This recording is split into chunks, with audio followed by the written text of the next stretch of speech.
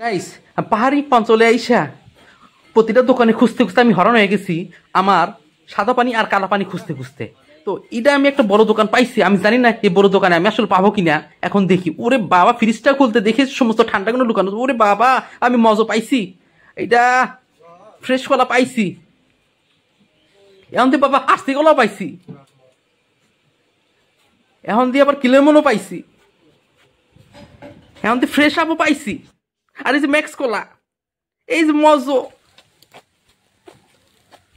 Hi guys, আমি আছি এক হলো পাহাড়ি অঞ্চলে। এই পাহাড়ি অঞ্চলে এসে আমি চিন্তা ভাবনা করলাম যে আমি একটা বাংলাদেশের মোস্ট ফেমাস, সেই আমার ছোটবেলা থেকে দেখে আসতেছি যে হল কয়েকটা কোলা, মানে কোল্ড ড্রিঙ্কস। এই কোল্ড ড্রিঙ্কস নিয়ে আমার ভিডিও বানানোর অনেক বেশি ইচ্ছা ছিল, আপনাদেরকে জানানোর ইচ্ছা ছিল যে আসলে বাংলাদেশের ভিতরে কোন কোল্ড ড্রিঙ্কসটা খাইতে অনেক বেশি সুস্বাদু।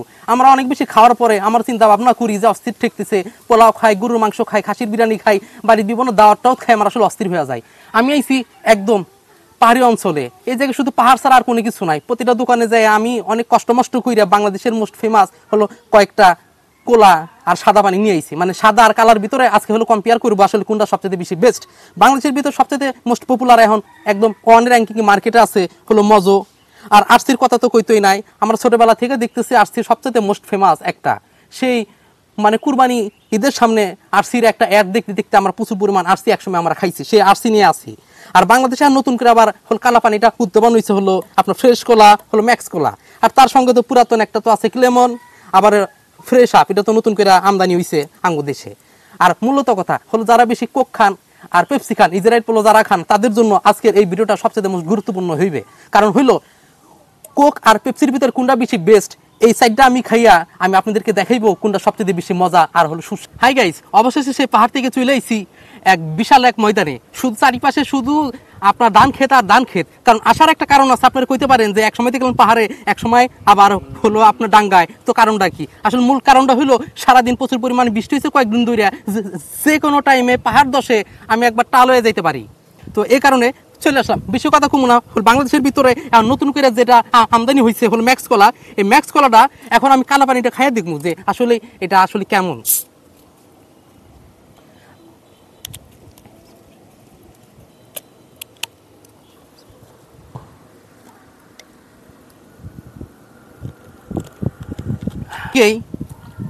এই ম্যাক্স কলার টেস্ট রিভিউটা আগে আমি বলবো না যে কোনটা। এখানে চারটা হলো কালা পানি আছে, চারটা কালা পানি খাওয়ার পর হলো আমি কমু যে আসলে কোনটা বেশি স্বাদ আর কোনটার টেস্ট কেমন, কোনটার ভিতরে কি কি পার্থক্য আছে। এখন আমি খামু ফ্রেশ কলা, এটা হলো বাংলাদেশে নতুন আমদানি হয়েছে ফ্রেশ কলা।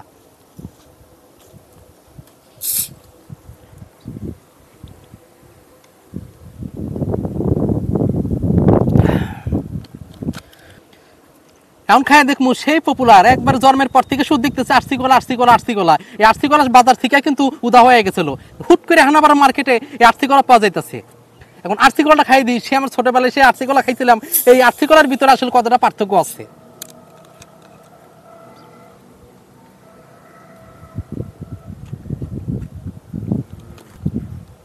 এখন খামু বাংলাদেশের হলো মজো।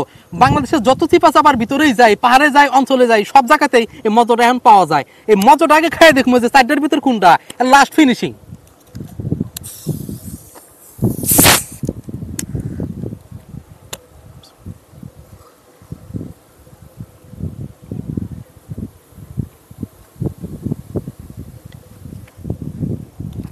অবশেষে এই চারটা কালা পানির ভিতরে, মানে চারটা কলার ভিতরে আসলে কোনটা হলো গ্রেট, কত মার্ক দেওয়া যায়, এটা আসলে খুবই একটা জটিল একটা ব্যাপার। কারণ কেন, আমি সাইডটা খেয়ে দেখছি খুব একটা বেশি পার্থক্য নাই খেয়া।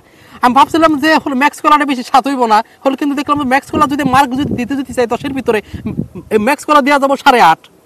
আর ফ্রেশ কলার যদি কথা আমি যদি কইতে যদি চাই, ফ্রেশ কলা আমি কমে দিব, ফ্রেশ কলা দিতে হইব হলো আপনার 9.5।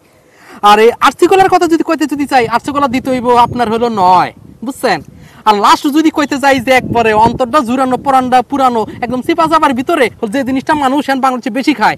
এক সময় আমি এই মজো খাইতাম না ভাই, জীবনে তবা করছিলাম যে আমি জীবনে আর মজো খাইতাম না, কিন্তু মজো যে স্বাদ দিছে রে ভাই, যে স্বাদ দিছে পুরা বাংলাদেশ পুরা কাঁপে হালাইছে। এই মজো 10-এর ভিতরে 10। তো আমি মনে করি যারা আসলে ইসরায়েল পণ্য খান, পেপসি খান আর আপনার কোক খান, তারা অবশ্যই এই চারটার ভিতরে যে কোনো একটা জিনিস আপনারা টেস্ট করলে বুঝতে পারবেন কোক আর পেপসির ভিতরে কোনো প্রকার কোনো স্বাদ নাই, সমস্ত স্বাদ গুণ সমস্ত ফিল আছে এই চারটার ভিতরে। এখন আমি তো চারটার তো কমপ্লিট আমি করে ফেলছি, এখন হলো বাংলাদেশের ভিতরে আছে ক্লেমন আর আছে ফ্রেশ আপ। এই দুইটার ভিতরে এখন খেয়ে দেখুন যে আসলে দুইটা আসলে স্বাদটা কেমন, সাদা পানির আসলে কি স্বাদ। এখন আমি সাদা পানিটা খাই দেখি ফ্রেশ আপ, এটা বাংলাদেশে নতুন বাইরে হয়েছে, আসলে কতটা সুস্বাদু আমি এটা আসলে নিজেও জানি না। এখন খাম হলো ক্লেমন। এই ক্লেমন কিন্তু বাংলাদেশের ভিতরে একটা মার্কেট পাও কিন্তু আপনার সাদা পানি।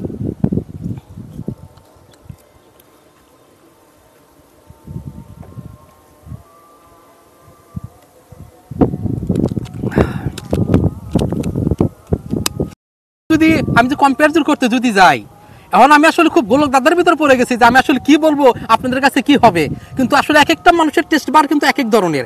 আমার কাছে আসলে এই লেমনের চাইতে আমার কাছে এই ফ্রেশ আপটা আসলে একটু বেশি স্বাদ লাগছে।